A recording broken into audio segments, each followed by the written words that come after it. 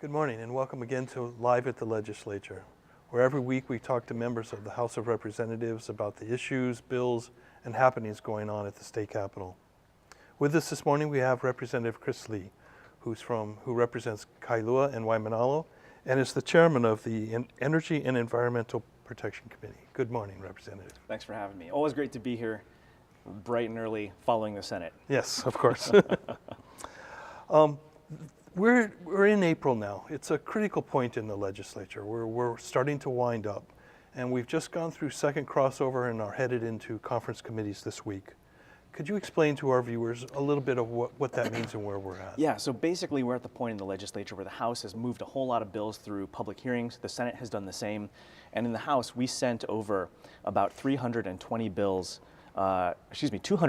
to the Senate, and the Senate sent 320 bills to the House. And so these bills have been amended, and they are probably a little bit different than they started when we first heard them. And so what that's going to mean is that we've got a bunch of bills which are different between what the House wants to do and the Senate wants to do. So coming up these next 2 weeks, we're going into what's called conference committee, where you have members of the Senate and members of the House get together and butt heads sometimes. To figure out those differences and come up with one final draft of each bill going forward. And how long will that take? Will that take a week or 2 weeks? Or? You know, the truth is, for about half the bills maybe, it's really easy. It's tweaking a period here, a comma there, and those fly through. For others, there are some significant differences, and these things end up usually on the front page of the paper where we're at loggerheads over it. But I think this year it's been really smooth, and we know that affordable housing and all kinds of other issues are priorities for both chambers. So I think we're going to get a lot actually done. Well, let's talk about a few of the specific bills then that are going through, and you can tell us where we're at on those. One is about pesticides, Senate Bill 3095. Where is that and what's that about? Right. The House just pushed over to the Senate a bill on pesticides, which has been an issue here, as everyone knows, for goodness, like 5 or 6 years now. And what the bill does is requires that if you're going to spray restricted use pesticides, which can be a danger and have put people into the hospital in certain places, that you disclose what you're spraying, when you're spraying it, how much, and so forth. Real basic stuff, so that when there is an incident or there are concerns raised by communities that there's a negative impact or health impact, that the data is there to then do an analysis to figure out if there's something that needs to be done. The other thing it does is prohibit a chemical called chlorpyrifos, which has been banned in the EU. It's responsible for about 10,000 human deaths per year around the world. And it's something which cannot be used safely. It sent a bunch of people to the hospital here in Hawaii in recent years. And so we want to follow what regulators in other countries have done and say, you know what, we want to replace this with something safer. I see. Are you willing to predict whether this is going to pass or not? I'm not a gambling man, but I'd give it a 70-30. Okay, that's pretty good odds. Well, another bill is Senate Bill 2571, sunscreens and oxybenzone. Again, what is this about and where is it at? Yeah, this is again about protecting the environment. And in this case, you know, we have a lot of sunscreen that goes into our waters on a regular basis. And what's been found is that certain chemicals within them, like oxybenzone, actually have a negative effect on coral reproduction and life. And because we're already expected to lose as much as 90% of our coral reefs here in Hawaii in the next few decades, we got to do something to really protect that. So this would prohibit that kind of sunscreen with those kinds of chemicals so that people can use the safe stuff that's not going to have a negative impact on our reefs.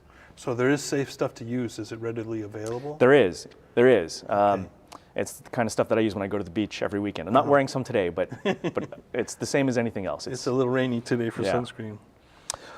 Let's talk about consumer protection under your Senate Bill 2939, which, what is that one all about? So this is one of those bills that's flown under the radar, but is actually likely the single biggest consumer protection measure the legislature and the state has ever passed in its history since statehood. Wow. Because what it would do is potentially protect consumers from having to pay somewhere between $10 to $20 billion in additional cost on their electric bills over the next few decades. Mm-hmm. So this dwarfs rail and anything else in terms of sheer cost to consumers. And what it does is, rather than letting utilities continue with their current status quo 20th century way they charge for power, where they earn money based on every dollar they spend on building out infrastructure, whether it's a new power plant or transmission lines or what have you, which creates this incentive to build them as expensively as possible because they get an automatic percentage. Instead, it says, no, utilities, if you're going to earn money, let it be for reducing costs. Let it be for achieving renewable energy goals, providing good customer service, doing all the things that utilities in the 21st century now really need to be doing. And that's something which other states have already started to move in on, and it's something which seems like a no-brainer here, especially since, for example, when NextEra was pitching projects, they had as much as a $30 billion price tag they were looking at that they were going to pass on to all of us. So this would really try and fix that before it becomes an issue. So it's looking to the future responsibility in taking care of these needs. That's right. I mean, who wants to pay high electric bills if we can pay just a little bit less? What would it mean to the individual, consumer, the individual household? Well, I think it's hard to say because it depends on what kind of projects are put forward that are ultimately, whose costs are passed on to utilities. So in this case, we don't really know, but this would create an incentive to do things more cheaply than more expensively to achieve the same goals. I see. Another one that is relevant to everyone is about hurricane preparation, basically. House Bill 2110. Where is that at and what is it? Yeah, so we all know what's happened in Puerto Rico following some of the devastating hurricanes there, and Hawaii is no different. Puerto Rico is out of power in many places for over 6 months, and that's not something we want to do here, but our electric grid is equally susceptible to that sort of thing. And we know we're due for a hurricane anytime. So this would really set up and enable microgrids and other sorts of changes that would basically create a whole bunch of watertight compartments on our electric grid. So if one area goes down, then you can have power still throughout the rest of the island. And it also creates competition on the grid because now you have folks who can take their business and some surrounding homes or a school and part of the community and generate their own power and share it amongst themselves. And that's one way that you really create this marketplace for power that ultimately will reduce costs in the long run. Yeah, we are similar to Puerto Rico in that we're so vulnerable to this type of thing. We're really independent out here. But now's the time to take action. So I'm glad to see us really starting to push that along. And that's about to, I think, go up to the governor in the next few days. So it's already passed conference committee or not yet? It may not need to go to conference committee. Oh, okay. Some of the bills, and this is a great way to wrap up, I think, some of the bills that don't need to have differences between them go straight to the governor. And there's already a few of those that are moving along.